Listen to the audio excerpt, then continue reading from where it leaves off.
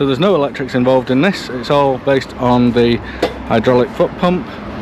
You pull the grip together like this, put this to locked, and simply push down with your foot and it grips it nice and tight, as you can see. And then to release it, undo that, and you need to release a little bit of pressure, and there you go. So that's it.